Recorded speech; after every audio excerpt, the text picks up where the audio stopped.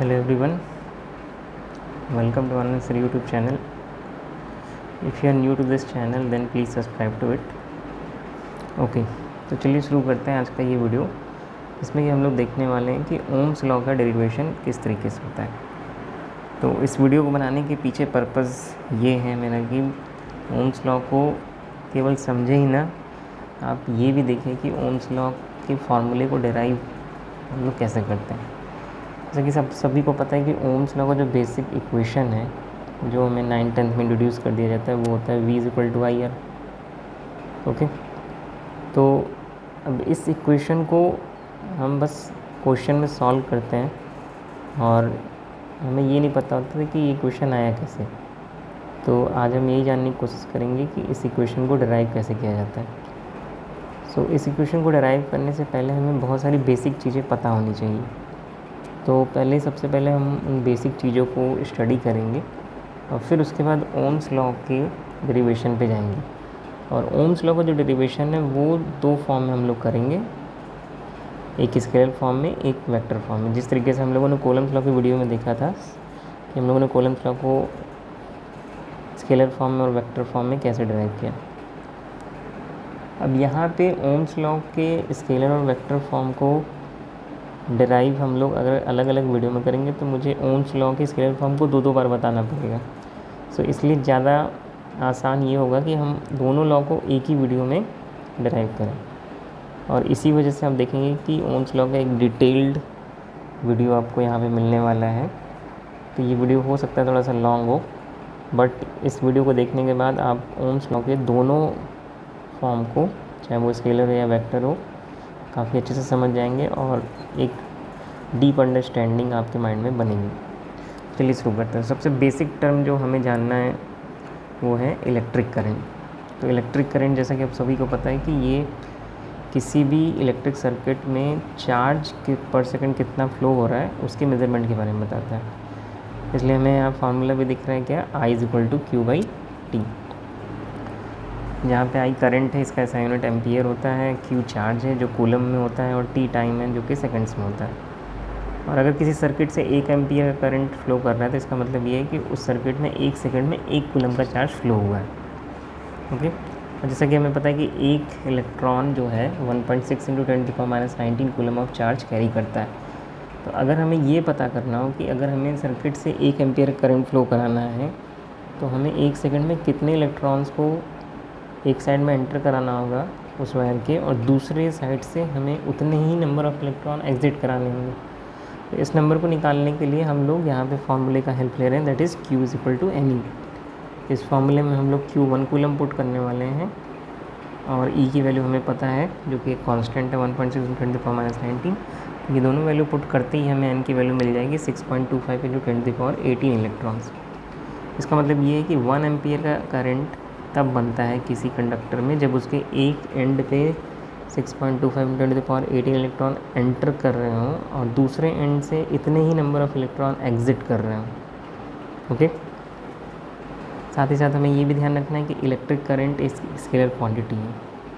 अब चलिए next term जो हमें पढ़ना है वो है current density. Current density basically ratio होता है करंट का और जिस कंडक्टर के थ्रू वो करंट फ्लो कर रहा है उस कंडक्टर या वायर के क्रॉस सेक्शनल एरिया का।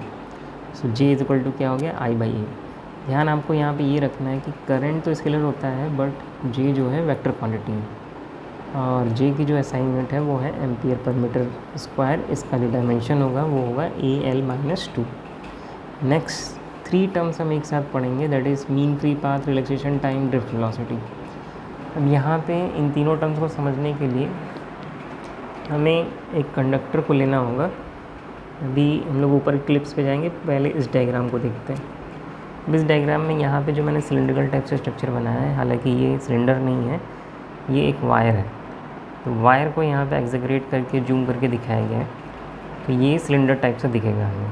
तो इस वायर का लेंथ हम लोगों ने L लिया है, इसका क्रॉस सेक्शनल एरिया A लिया है। हम ये मान के चल रहे हैं कि इसके अंदर जो है ढेर सारे इलेक्ट्रॉन्स हैं और जैसे ही हम लोग यहाँ पे इस वायर को कनेक्ट कर रहे हैं एक बैटरी से जिसका पोटेंशियल V है, तो यहाँ पे उस बैटरी ने सारे इलेक्ट्रॉन्स को एक पुश दिया, एक ड्रिफ्ट दिया इलेक्ट्रिक फील्ड के अपोजिट डायरेक्शन में। ओके, तो जिस डायरेक्शन में इलेक्ट्रिक फील्ड होगा, जो इलेक्ट्रॉन है उसको ड्रिफ्ट उसके अपोजिट डायरेक्शन में मिलेगा। दैट सिंपली मीन्स कि करंट जो होगा वो इलेक्ट्रॉन के फ्लो के अपोजिट डायरेक्शन में क्रिएट होगा। ओके, तो अब जब ये इलेक्ट्रॉन आगे बढ़ेंगे तो वो एक दूसरे से टकराएंगे। अब इस टकराव में वो कोलाइड करेंगे एक दूसरे से। कोलाइड करने के लिए उनको गैप चाहिए, उनको समय चाहिए और वेलोसिटी चाहिए। तो इन्हीं गैप, वेलोसिटी और टाइम के बेसिस पे हम लोग यहाँ पे 3 टर्म्स डिफाइन कर रहे हैं। सबसे पहला है मीन फ्री पाथ। तो किसी भी फ्री इलेक्ट्रॉन के 2 सक्सेसिव कोलिशन के बीच में जो एवरेज डिस्टेंस का मूवमेंट है वो होता है mean free path. Relaxation time क्या होगा? जब 2 कोलिशन के बीच में इलेक्ट्रॉन के टकराने के जो गैप है वो 1 सेकंड भी हो सकता है, 1 नैनो सेकंड भी हो सकता है, 1 मिली सेकंड भी हो सकता है, कुछ भी हो सकता है। ये अलग अलग इलेक्ट्रॉन्स के कोलिशंस के लिए अलग अलग होगा।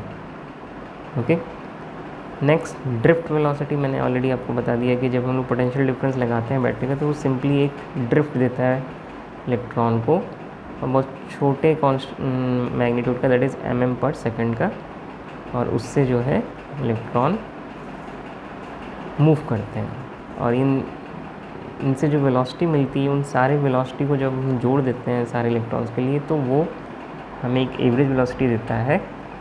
और एवरेज वेलोसिटी निकालने के लिए हमें सारे इलेक्ट्रॉन्स के वेलोसिटी को जोड़ के टोटल नंबर ऑफ़ इलेक्ट्रॉन से डिवाइड करना पड़ेगा, और ये वैल्यू जो होगी ड्रिफ्ट वेलोसिटी के बराबर होगी।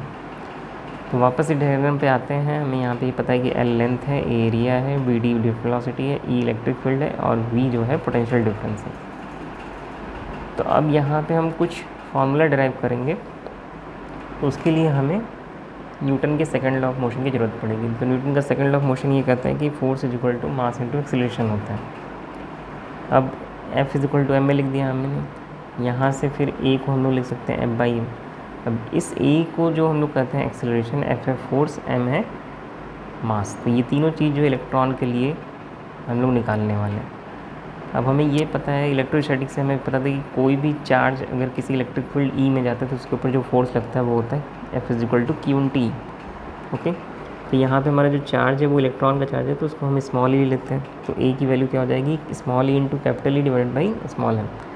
फिर अगेन हम लोगों ने पोटेंशियल वाले चैप्टर में देखा था कि हमें पोटेंशियल की जो वैल्यू होती है वो E मल्टीप्लाइड बाई L होती है। तो इस फॉर्मूले को हम लोगों ने इस इक्वेशन से डिराइव किया था, E is equal to minus dV/dr से। ओके, तो यहाँ से हमें dV is equal to minus EdR मिल जाता है। तो हम dr की जगह L पुट कर दिए और dV की जगह V पुट कर दिए। अब देखिए, 2 सक्सेसिव कोलिजन के बीच में जो इलेक्ट्रॉन्स का, एक इलेक्ट्रॉन को अगर हम देखते हैं तो उसकी जो वेलोसिटी, बेसिकली इनिशियल और फाइनल वेलोसिटी के बीच में जो रिलेशन होगा वो होता है v1 is equal to 0 + a/1। यहाँ पे जो 0 है ये है उसकी इनिशियल वेलोसिटी, v1 है वो उसकी फाइनल वेलोसिटी है, और a यहाँ पे एक्सीलरेशन है, τ1 यहाँ पे रिलैक्सेशन टाइम है। तो जब हम ये इस इक्वेशन को पूरे n नंबर ऑफ़ इलेक्ट्रॉन्स के लिए लगाते हैं किसी कंडक्टर में, तो हमें जो इक्वेशन मिलता है वो मिलता है v1 + v2 + v3 up to vn divide by n is equal to, सभी इलेक्ट्रॉन्स के लिए इनिशियल वेलोसिटी 0 हम एज्यूम कर रहे हैं, is equal to 0 + a times bracket में τ1 + τ2 + τ3 up to τn divide by capital n। यहाँ पे τ1 τ3 ये सब रिलैक्सेशन टाइम है। जब हम यहाँ पे सारे को एवरेज कर लेते हैं तो हमारी इक्वेशन मिलता है सिंपली क्या, Vd is equal to a/τ। Okay, then अब हम आगे बढ़ते हैं। हम लोग अब ड्रिफ्ट वेलोसिटी और करंट के बीच में रिलेशन निकालेंगे। तो इसके लिए हमें फिर से कुछ टर्म्स की ज़रूरत पड़ेगी। तो हम लोगों ने जो ऊपर वायर लिया था इस शेप में, अब इसी को यूज़ करेंगे हम लोग फिर से। तो यहाँ पे L इसका लेंथ हो गया, एरिया हो गया A। इस कंडक्टर में हम ये मान के चल रहे हैं कि पर यूनिट वॉल्यूम जो नंबर ऑफ़ फ्री इलेक्ट्रॉन है वो स्मॉल m है, और यहाँ पे ड्रिफ्ट वेलोसिटी Vd है। तो अगर हमें से ये पूछा जाए कि number of free electron passing per second through a cross section of the wire, तो वो कितना होगा, NaVd।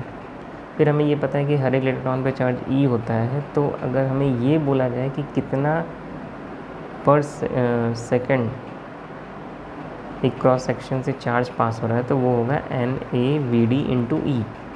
और अगर पर सेकंड इतना पास हो रहा है तो टी सेकंड में जो पास होगा चार्ज उसकी वैल्यू हो जाएगी Q is equal to NAVDT into E. हमें करंट का फॉर्मूला पता है I is equal to Q/T, तो यहाँ से हमें I मिल जाएगा NAVDT into E divide by T. T जो है वो कट जाएगा और फिर हमें I की वैल्यू मिल जाएगी क्या, NEAVD, और I इज इक्वल टू हमें मिल जाएगा NEAVD। यहाँ से हमें ये कंक्लूजन मिलता है कि I प्रोपोर्शनल टू VD, मतलब करंट बढ़ाने से हमारा ड्रिफ्ट वेलोसिटी बढ़ेगा। अब देखिए इसी क्वेश्चन में हम लोग अगर रीअरेंजमेंट करें तो हमें I/A is equal to NEVD मिलता है।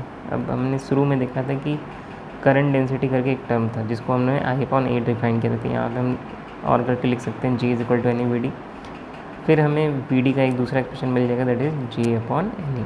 इसके ऊपर हमें VD का एक्सप्रेशन मिला था 8 टाउ के बराबर।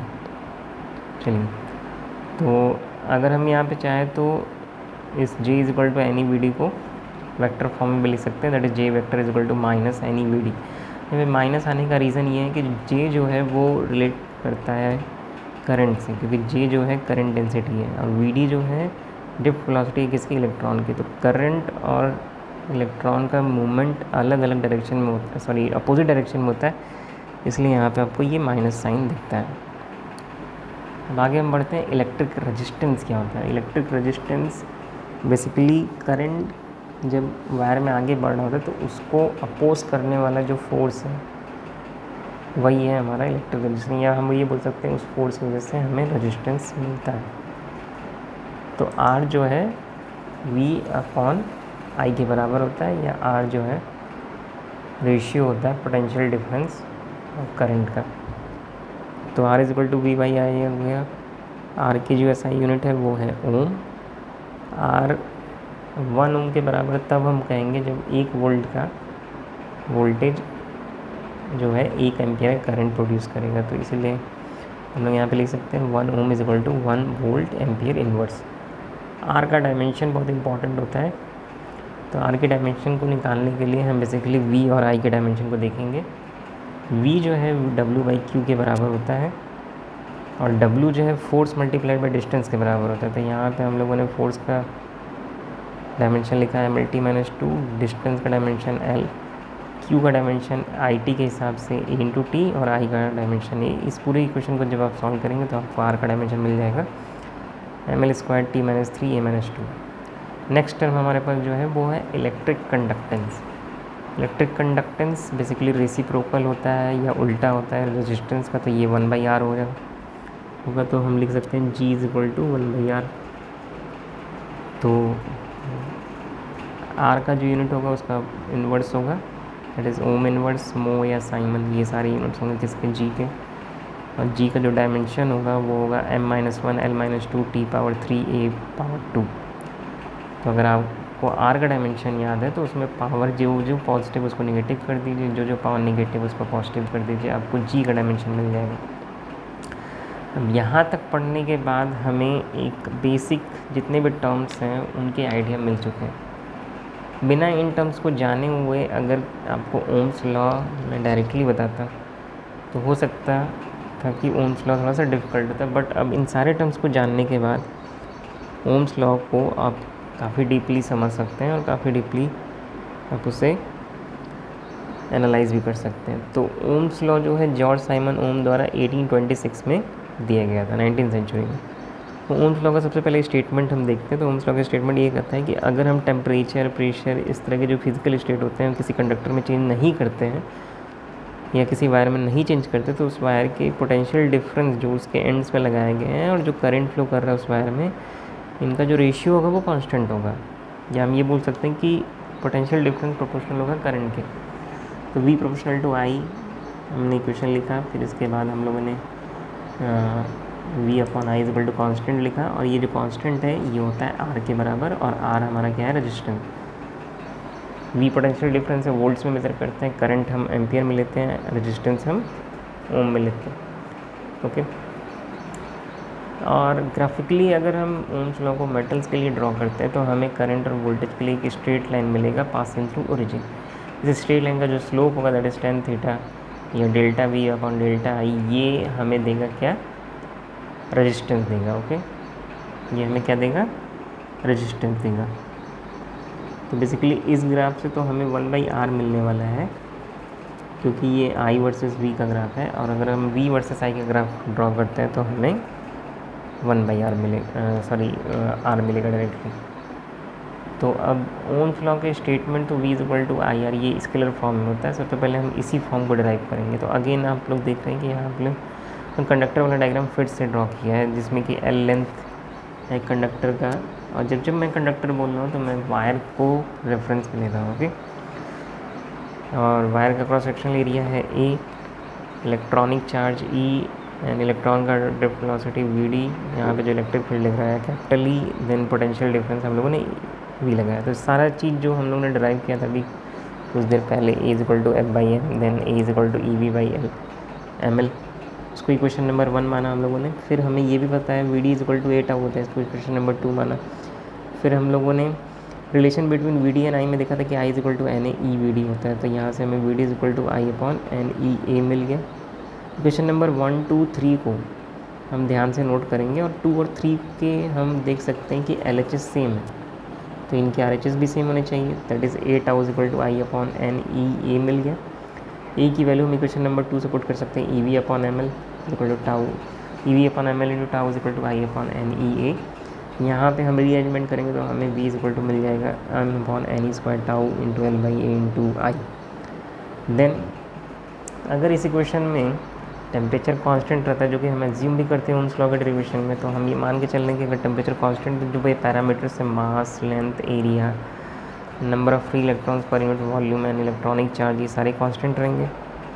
तो बेसिकली इस पूरे टर्म्स में अगर ये पूरी चीज़ यहाँ से लेकर यहाँ तक कांस्टेंट हो जाती है तो V प्रोपोर्शनल टू I हो जाएगा। ठीक है, V प्रोपोर्शनल टू I हो गया, तो यहाँ प्रोपोर्शनलिटी कांस्टेंट जो है उसकी जगह कौन लेगा, R। तो हमें यहाँ पे मिल गया V इक्वल टू RI। तो ये है ओम्स लॉ के स्केलर फॉर्म का डेरिवेशन। तो ओम्स लॉ को स्केलर फॉर्म में हम यहाँ तक ड्राइव करेंगे। अब इसके बाद हम ओम्स लॉ के वेक्टर फॉर्म को ड्राइव करते हैं। तो ओम्स लॉ के वेक्टर फॉर्म को ड्राइव करने के लिए आपको अगेन एक और बेसिक टर्म को पढ़ना होगा, इनफैक्ट 2 बेसिक टर्म को पढ़ना होगा। सबसे पहले हम लोग पढ़ेंगे स्पेसिफिक रेजिस्टेंस या इलेक्ट्रिकल रेजिस्टिविटी। तो स्पेसिफिक रेजिस्टेंस होता है रो, रो जो है रेशियो होता है इलेक्ट्रिक फील्ड की इंटेंसिटी और करंट डेंसिटी का। तो रो इज इक्वल टू हो जाएगा E/J। तो इसके बाद हम लोग लिख सकते हैं E is equal to rho J। अब हमें ये पता है कि इलेक्ट्रिक फील्ड और करंट डेंसिटी वेक्टर क्वांटिटी, तो हम इसे E vector is equal to rho J vector भी लिख सकते हैं। अगेन हमें पता है कि E is equal to V/L होता है, J is equal to I/A होता है, तो हम यहाँ से रो को लिख सकते हैं V/L इंटू A/I। इन सारी चीज़ों को अगर हम अरेंज करके लास्ट तक जाए तो हमें R is equal to rho L/A मिलता है।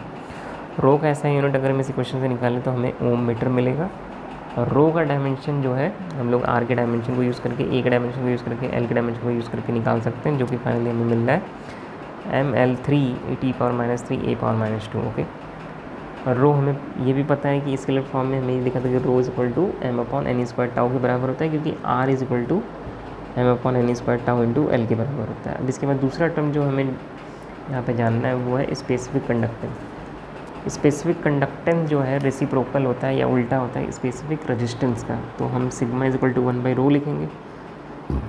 अब यहाँ पे ध्यान देने वाली बात ये है कि सिग्मा का जो SI यूनिट होगा वो रो के SI यूनिट का इन्वर्स होगा। जैसे पहला यूनिट होगा ओम इन्वर्स ओम इन्वर्स मीटर इन्वर्स। ओम इन्वर्स को हम लोग मो भी बोलते हैं MHO। तो दूसरा यूनिट सिग्मा का हो सकता है मो मीटर इन्वर्स, और मो मीटर इन्वर्स को हम लोग साइमन भी बोलते हैं। ओके, तो कैपिटल S, और जो डायमेंशन होगा सिग्मा का वो डायमेंशन अपोजिट होगा रो का। तो रो में जो डायमेंशन आया उसमें पॉजिटिव को नेगेटिव कर दीजिए, नेगेटिव को पॉजिटिव कर दीजिए, तो हमें सिग्मा का डायमेंशन मिल जाएगा M-1 L-3 T⁻3 A⁻2। Okay, तो सिग्मा और रो को जानने के बाद ही हम लोग ओम्स लॉ के वेक्टर फॉर्म को ड्राइव कर सकते हैं। तो चलिए देखते हैं ओम्स लॉ का जो स्केलर फॉर्म है हम वहीं से स्टार्टिंग करेंगे। तो ओम्स लॉ का स्केलर फॉर्म हम लोगों ने एंड किया था V is equal to M upon NE square tau into L/A into I में। इसमें L को अगर हम LHS में लेके आए तो V upon L is equal to हो जाएगा M upon NE square tau into I/A। फिर हमें ये पता है कि वी बाई एल ई के बराबर होता है, एम अपॉन एन इस पर टाउ रो के बराबर होता है, आई अपॉन ए जी के बराबर होता है। तो ऊपर वाला जो इक्वेशन है सिंपली शॉर्ट में हो जाएगा ई इज इक्वल टू रो जे। फिर हमें ये भी पता है कि रो इज इक्वल टू 1/सिग्मा होता है, तो फिर हम इस इक्वेशन को क्या लिख सकते हैं, इज इक्वल टू 1/सिग्मा इंटू जे, या हम लोग लिख सकते हैं J is equal to sigma E. Vector form में हम इस इक्वेशन को लिख सकते हैं क्योंकि करंट डेंसिटी और इलेक्ट्रिक फील्ड वेक्टर फॉर्म में होता है, तो ये हो जाएगा J vector is equal to sigma E vector. Okay, और यहाँ से हमें ये पता चलता है कि जे वेक्टर ई वेक्टर के प्रोपोर्शनल है। तो नोट में यहाँ पे हम दो चीज़ ज़रूर मेंशन करेंगे कि ओम्स लॉ का स्केलर फॉर्म और वेक्टर फॉर्म अगर शॉर्ट में किसी से कोई आपसे अगर पूछता है वाइवा में या ओरल, तो आपको ये पूरा का पूरा जो लॉन्ग डेरिवेशन है ये ना बता के आपको शॉर्ट में बताना होगा। तो बेसिकली ओम्स लॉ का जो स्केलर फॉर्म है वो ये कहता है कि किसी भी कंडक्टर में जो उसके एंड में जो पोटेंशियल डिफरेंस होगा वो उस कंडक्टर के थ्रू फ्लो होने वाले करंट के बराबर होगा, प्रोपोर्शनल होगा। किसी भी कंडक्टर में उस कंडक्टर के अक्रॉस जो पोटेंशियल डिफरेंस है वो उसके थ्रू फ्लो होने वाले करंट के प्रोपोर्शनल होगा। ये स्केलर फॉर्म है। और ओम्स लॉ का एक वेक्टर फॉर्म ये कहता है कि किसी भी कंडक्टर के थ्रू जो करंट डेंसिटी है वो प्रोपोर्शनल होगी उस कंडक्टर के अंदर लगाए गए अप्लाइड इलेक्ट्रिक फील्ड के इंटेंसिटी के प्रोपोर्शनल। ओके, सो ये था हमारा आज का वीडियो जिसमें हम लोग ने देखा ओम्स लॉ के स्केलर फॉर्म और वेक्टर फॉर्म के डेरिवेशन को। ओके, तो ये वीडियो काफ़ी टेक्निकल है और इसको आप पूरा तभी समझ सकते हैं जब इस वीडियो को आप पूरा स्टार्टिंग से एंड तक देखें। Okay, thank you for watching this video and have a nice day.